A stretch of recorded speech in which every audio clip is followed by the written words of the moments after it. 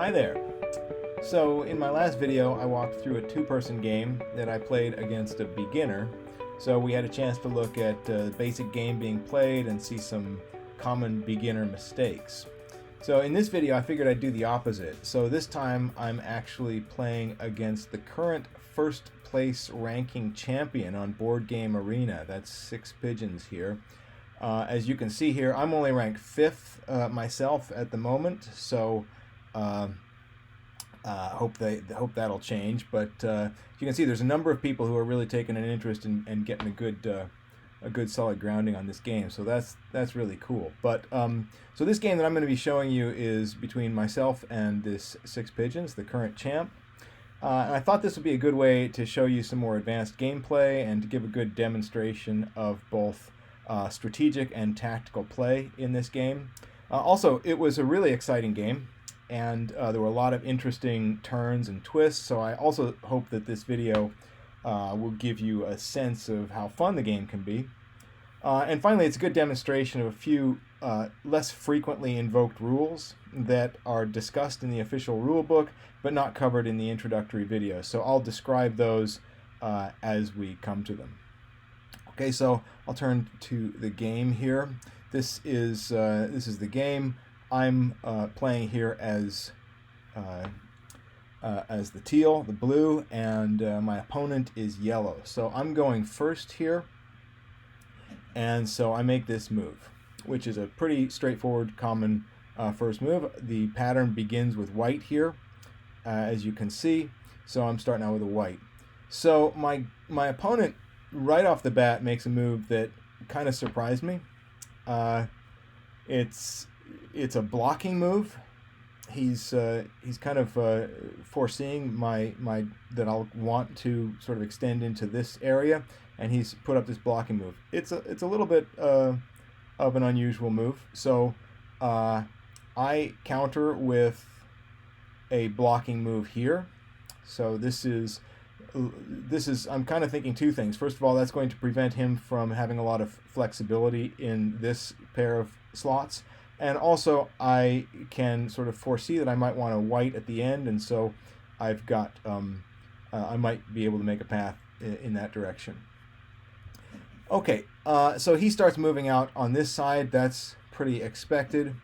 I'm going to do the same thing he did to me with blocking out on this side. I feel like a white here is going to be least useful to him because I see all these blacks, and it feels like having a white one right there is not going to be something that he can easily add to his path. Okay, so he puts a black here. That kind of surprised me a little bit, but not too much. So I put my blocker here. Now he's limited in what he can do here. Okay.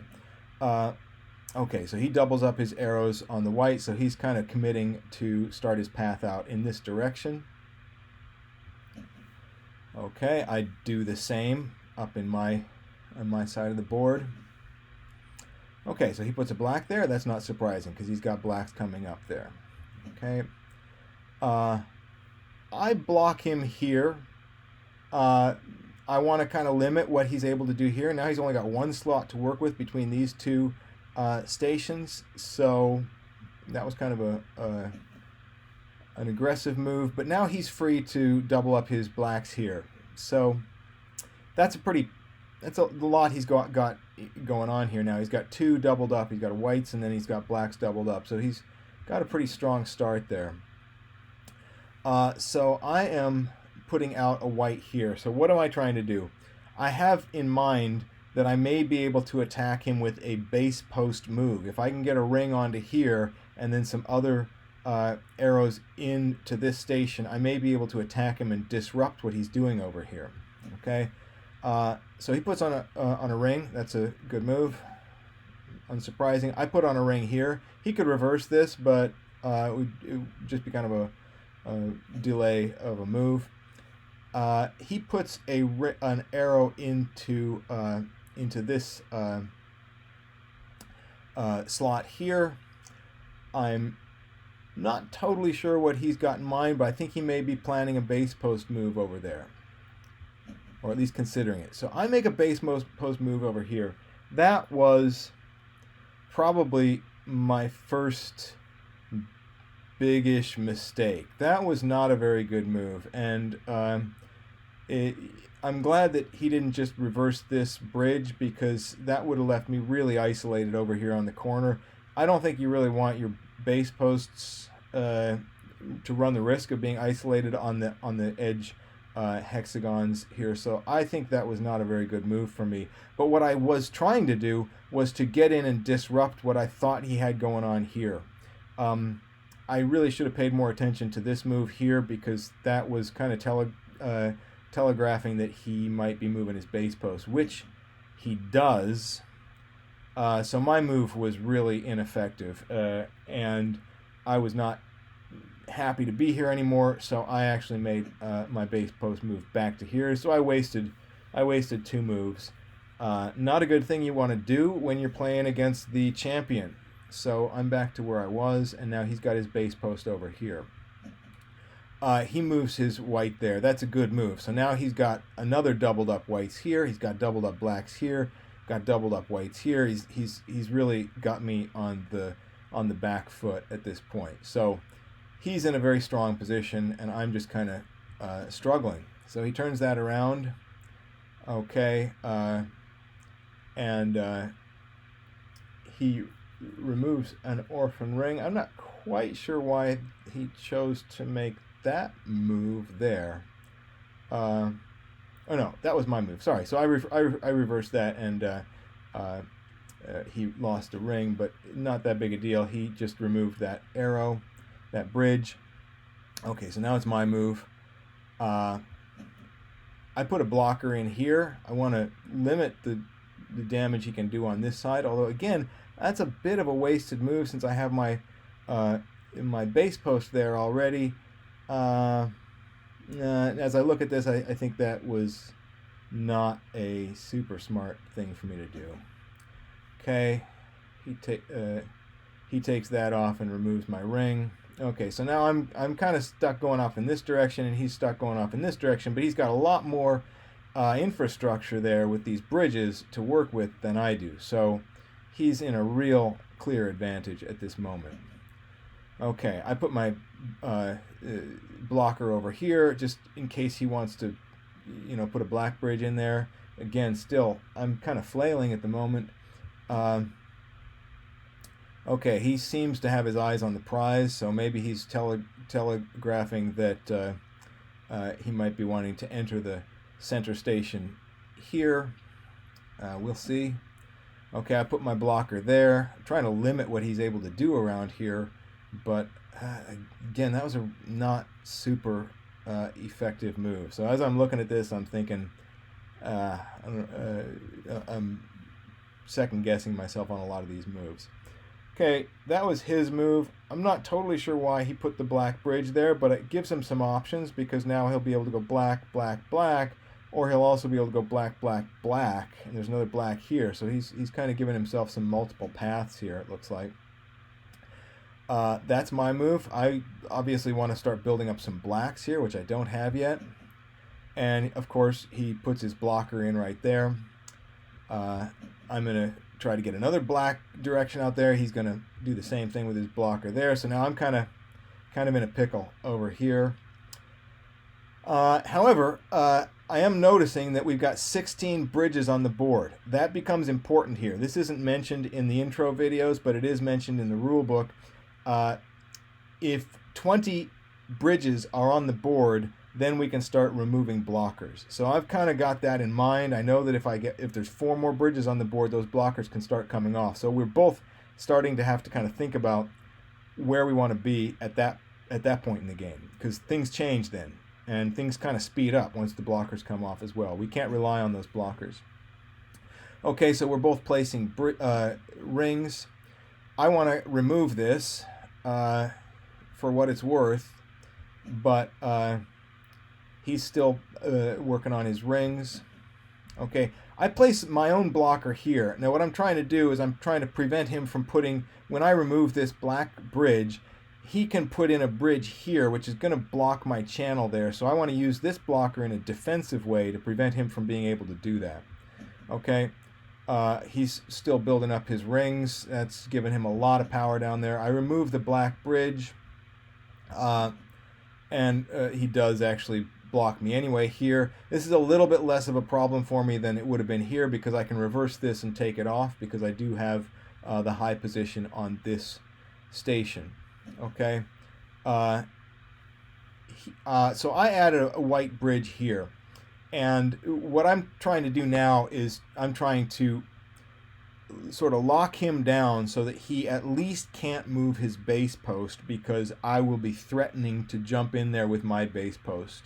At least I'm trying to kind of build up that kind of attack. Okay, he's deepening his rings here. Now I'm putting my white bridge here again for the same reason. I'm going to try to put some pressure on his sort of end stations so that maybe I can jump in. Now I'm really on the back foot. I'm really playing sort of defensively here. I'm trying to get in and find a way to undermine his path. Okay, he's just building up these this depth. I'm trying to block things, so now I've put a black in here so that this is not one of the options. So I'm looking for him to go into the center. So I'm looking at what he's got here. He's got white, black, black. Alternately, he's got white, black, black, black, black. That takes him back here. 4 blacks will take him back to here. So he's not really quite ready to complete a path here, but he's definitely building up infrastructure here, which is making me really want to put pressure on him and try to undermine that. Okay, he doesn't want that bridge there, so he's turning it around, and he's going to remove it when he gets a chance. I put another bridge on here. I'm trying to build up bridges. Okay, so you can see now we got 20 bridges now on the board. Now we can both start removing blockers, which is what I've been kind of looking forward to. Okay, so he's going to take that bridge off. Okay, so now we're back down to 19 bridges. I can't remove blockers yet, but we're both thinking about that. So I put my blocker on there and into this slot here, and we're both thinking about what's going to happen when we need to remove those blockers. Okay, there's 20 bridges on the board now, and so I am going to keep putting pressure up here, and he's putting a black bridge there. I'm not quite sure what he has in mind, but I think he's trying to sort of give himself some more options. Now he's got one problem here. He's got one little bit of a weakness, which is that he can't pass through this base post station. Again, he doesn't have any rings on there, and of course he can't put any rings on there because his base post is there. So he's stuck going through this channel here. He can't reuse this station at all.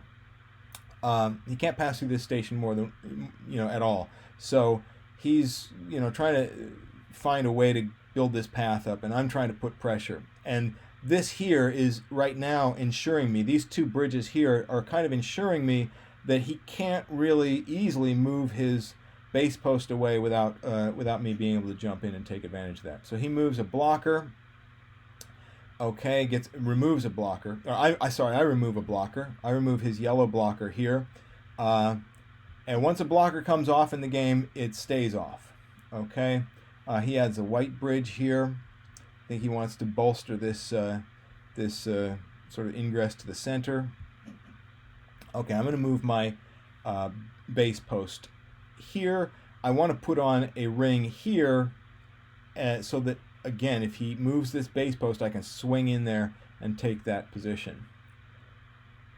Okay, so he's going to remove that. He knows that I'm after this, I'm trying to put pressure up here. And he would like to be able to move his base post, but right now he can't, because I'm putting a lot of pressure on here. And if I jump my base post into here, I can cause all kinds of trouble for him, and he doesn't want me to do that.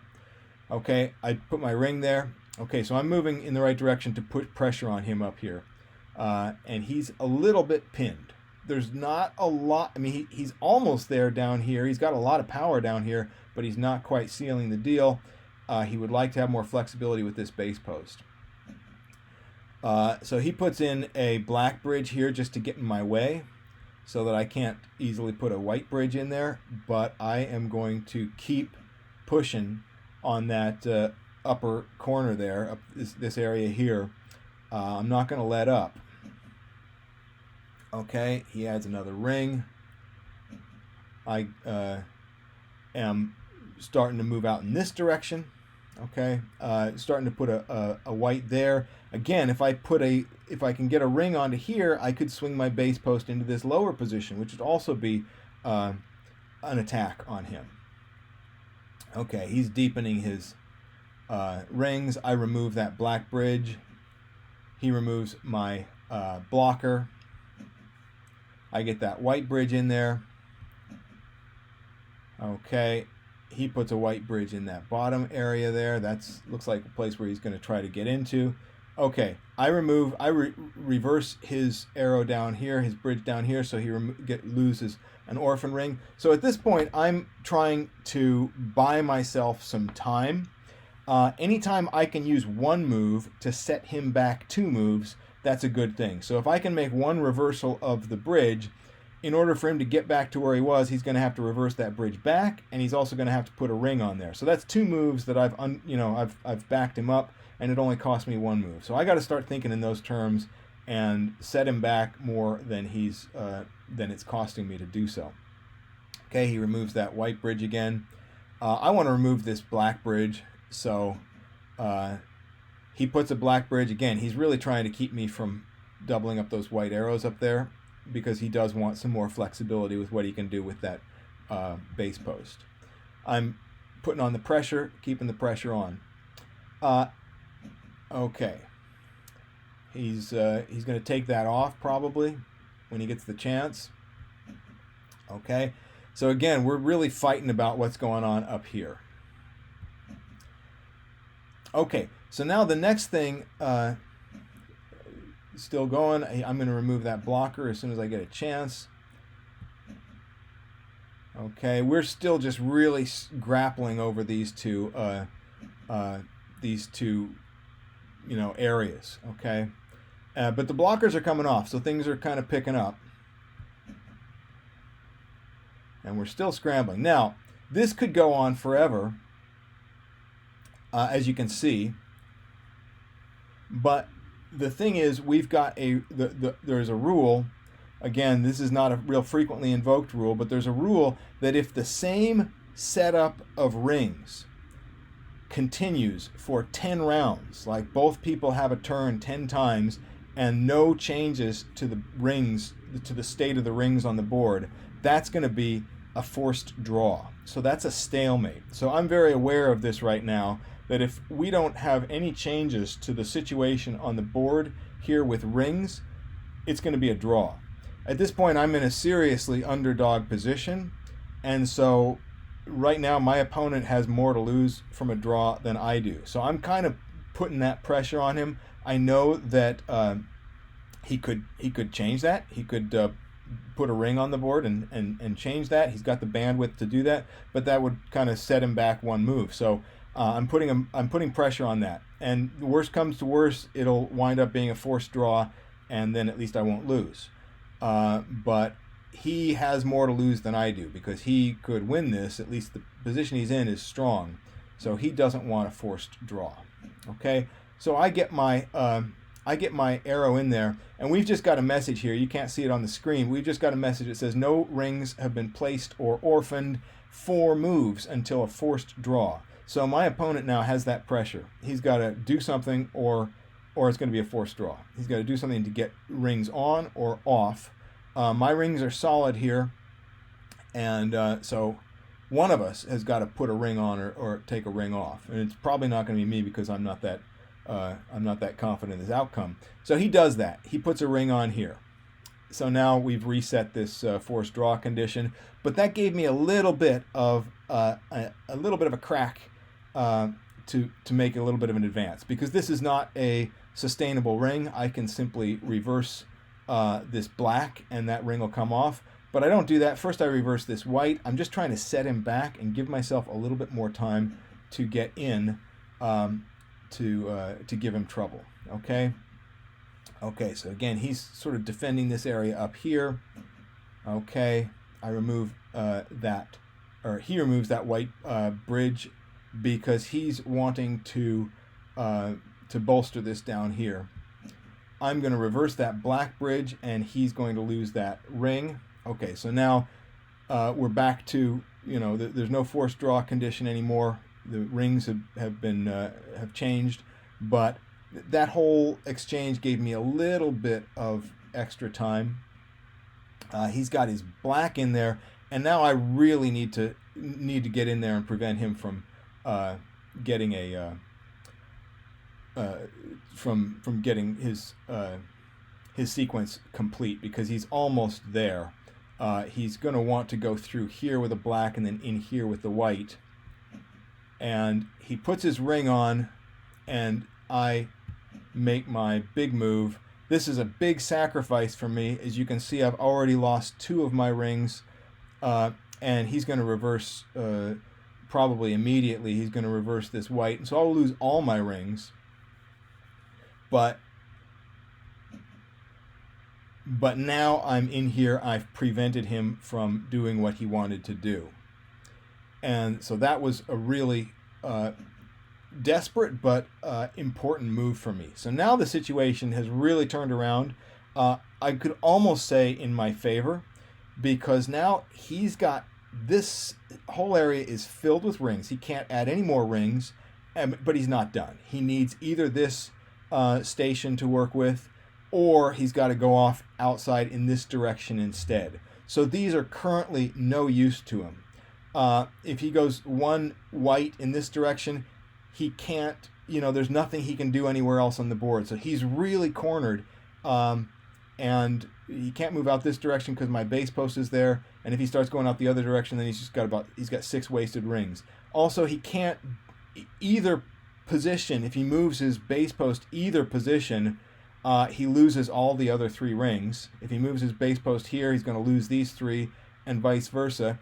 And if he moves his base post here, he still doesn't have any way at this point to consider reusing these rings. Okay, he's still got to go out a white, and then he'll have to build out blacks from here. So he's in a real pickle here, and I have managed to sort of turn things around and save my own bacon a little bit. It doesn't look like I have anything, and I don't, but he has a lot less than it looks like at this point. Okay, so he's kind of rearranging things, but there's not a great deal that he can do in this little corner here, and he's I've added a white bridge there. I could I'm not sure why I did that, actually. I'm not sure why I did that. I think I'm half thinking I might be able to attack even further in. I can't move my base post in there right now because I would need a ring on this station. I'm not quite sure why I did that. And I make a few more mistakes as we go here. So he's thinking about what he can do. He's obviously thinking there's a possibility of putting a white here and building out in this direction. Okay, I want to get rid of this black because I want to start building out with whites. Okay, I'm not sure what he's doing with that, but he got rid of that bridge. I got rid of that bridge. He wants a white in there. Okay, I want a white in there. Now he's doubled up his whites. There wasn't that much I could do about that because this game now has gone past blockers. We can't really use blockers. Blockers are just going to get taken off the board. So there wasn't much I could do to stop him from that. I'm going to start building out. So I'm kind of, if we're both building in this direction, I'm kind of now one step ahead of him. He's got sort of 6 rings that are essentially useless to him. Assuming we're building out in this direction, I could really win this because I'm ahead here. Or, if it's a race in this direction, I'm kind of ahead here. I need to start getting some blacks set up. He removes that. Okay. Okay, I've got a black there now. Okay, he sets up his blacks, pair of blacks. I put in my ring here. Okay, he puts his ring here. Okay, and now here's where I think I make my big mistake that costs me the game. I am nervous about this. This is a real fight that's happening over here, and I'm not right now. We are pretty much even in terms of what could happen here, I think.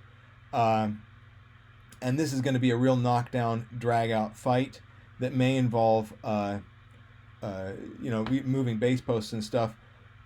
I've kind of gotten overconfident, and I've kind of forgotten about this stuff. I really shouldn't have, but I kind of forgot. I wasn't really taking this stuff into consideration. I was focusing on here. I was remembering that I had a few moves to undermine anything he did over here.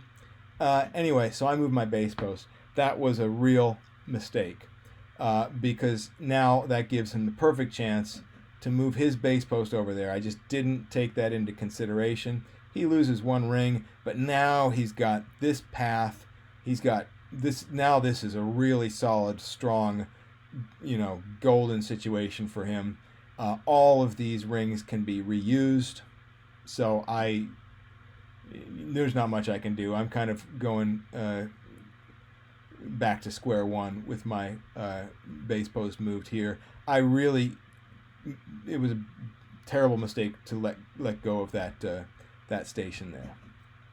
Okay, so he makes that move, and it's really just a matter of him sort of finalizing the.